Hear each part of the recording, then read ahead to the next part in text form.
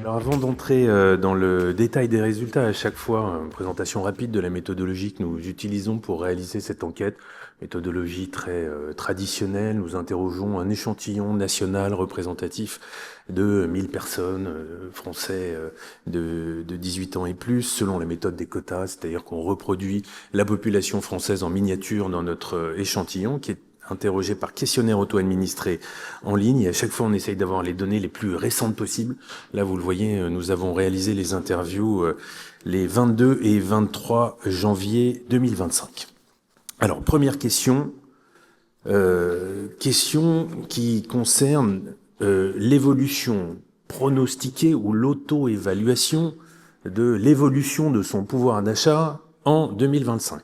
Alors vous le voyez, ce qui reste la première réponse anticipée, c'est une diminution du pouvoir d'achat. On a quasiment un Français sur deux, 48%, qui s'attend à ce qu'en 2025, son pouvoir d'achat baisse. Nous avions posé exactement la même question l'année dernière à la même époque.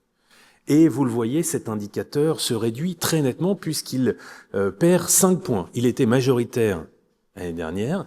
Et il reste sous la barre des 50%, 48% cette année. Donc le sentiment qui était très présent d'une baisse inexorable de son pouvoir d'achat est en train de se contracter, même si ça reste l'anticipation la plus largement répandue. Vous voyez, on a encore 18% de la population, c'est considérable, qui considère qu'en 2025, son pouvoir d'achat va baisser beaucoup, et 30% qu'il va baisser un peu.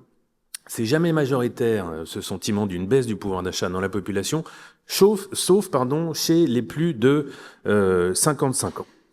Ensuite, c'est la stabilité qui prévaut pour 38% de la population, et c'est un sentiment qui progresse, notamment chez les catégories populaires, c'est-à-dire les employés, les ouvriers, 42%. Là, ce sentiment de stabilité progresse de 7 points, donc chez les catégories qui étaient les plus exposées à la baisse du pouvoir d'achat. Là aussi, on a un sentiment de desserrement de la contrainte avec un pouvoir d'achat qui va se stabiliser. Et puis enfin, 13%, plus 1 point par rapport à l'année dernière, estiment que leur pouvoir d'achat va augmenter, dont 3% seulement qu'il va augmenter beaucoup. Alors on retrouve de manière assez attendue les CSP+, c'est-à-dire les cadres, les professions supérieures, celles qui ont les plus hauts revenus. 20%, progression de 5 points par rapport à l'année dernière. Et puis ce qui est intéressant de noter, c'est que plus on est jeune, plus on s'attend à ce que son pouvoir d'achat augmente. C'est assez compréhensible chez les 18-24 ans. Chez les 18-24 ans, on est à 38%. Hein. Donc le 13% monte à 38% chez les 18-24 ans. C'est normal, c'est ceux qui entrent sur le marché du travail, donc qui vont acquérir une autonomie financière. Mais ça reste aussi très élevé chez les 25-34 ans, qui sont vraiment le cœur des consommateurs. Chez eux, on a 24% qui s'attendent à une hausse de son pouvoir d'achat. Je dirais aussi, ce qui est intéressant dans cette diapositive, c'est de voir que ce sentiment de diminution, même s'il reste fort, est en baisse, se réduit, alors même que tous les indicateurs économiques commencent à rebasculer dans le rouge. Donc il y a un décalage toujours entre les perceptions et la réalité de la situation économique. Il peut y avoir un effet retard. Donc je ne serais pas étonné, si on suit cet indicateur dans les mois qui viennent, à ce qu'il y ait à nouveau des variations. Deuxième élément, après l'évolution de son pouvoir d'achat, le pronostic qui concerne l'évolution de sa consommation. Et comme à chaque fois, nous avons distingué la consommation en ligne et la consommation dans les magasins. Bon, là aussi, vous le voyez, ce qui est majoritaire, c'est la stabilité. 61%, que ce soit en ligne ou en magasin, des Français considèrent qu'ils vont consommer ni plus ni moins que l'année dernière. Une stabilité qui est donc équivalente quel que soit le canal d'achat. Ensuite, l'augmentation de la consommation, elle est légèrement plus élevée en ligne, 13%, qu'en magasin. Elle est portée par les femmes. Les femmes envisagent davantage de consommer en ligne, 14%. Par les plus jeunes à nouveau, 36% des 18-24 ans, 25% des 25-34 ans. Et par les CSP+. Alors vous le voyez, la croissance d'achat en ligne est supérieure à la croissance d'achat anticipée en magasin. Il y a 3 points d'écart, 10%. Et là, ce sont plutôt les hommes qui qui ont l'intention de consommer davantage en magasin que les femmes, et puis à nouveau les plus jeunes. La baisse de la consommation, l'intention de réduire sa consommation est plus forte en magasin, 29% qu'en ligne, 26%, mais vous le voyez, ça concerne tout de même une partie significative des consommateurs, un gros quart, disons. Je note surtout que les femmes envisagent encore plus si je puis dire, de consommer moins en magasin, 33%. Et puis ce sont aussi les plus âgés, les plus de 50 ans, qui disent qu'ils vont moins consommer en magasin cette année 2025. Et puis pour terminer, troisième question, les attentes à l'égard des magasins, à nouveau avec la distinction en ligne et en magasin. À travers cette question, sur quels aspects les magasins doivent-ils faire avant tout des efforts en 2025.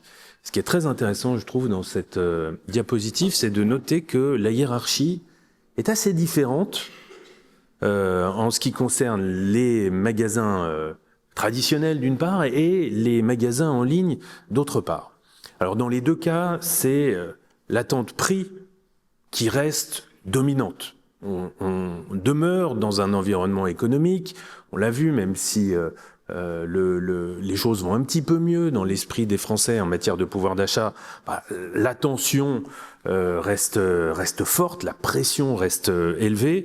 Ce qu'on attend d'abord des magasins en ligne, à 56%, c'est le seul item majoritaire, c'est qu'ils fassent des efforts sur les prix. Ensuite, on attend d'eux, et vous le voyez, il y a un écart très fort, quasiment au même niveau, des efforts sur les services autour du produit, la garantie, le service après-vente, la livraison, la possibilité de payer en plusieurs fois. Là, il y a encore des attentes qui, de la part des Français, sont fortes et qui concernent un tiers des consommateurs. On attend aussi des magasins en ligne qu'ils donnent davantage d'informations sur les produits. C'est la troisième attente. Elle est quasiment ex aequo avec la deuxième.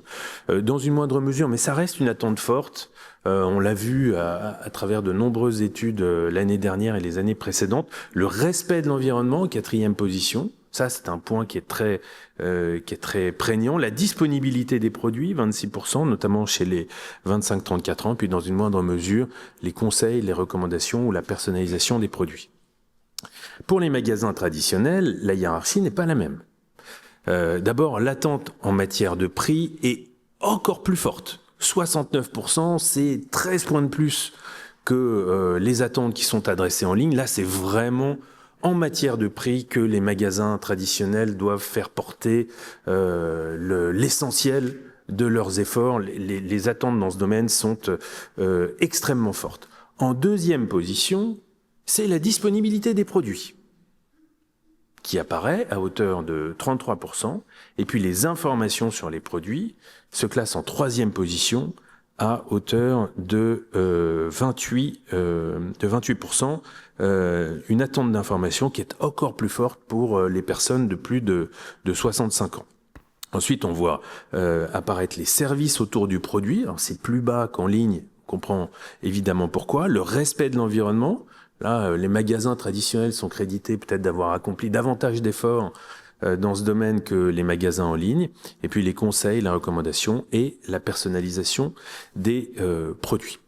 Voilà, vous le voyez, pour conclure, on a encore cette année des attentes tant à l'égard des magasins en ligne qu'à l'égard des magasins traditionnels qui restent centrés sur les prix et des consommateurs qui vont se montrer particulièrement exigeants.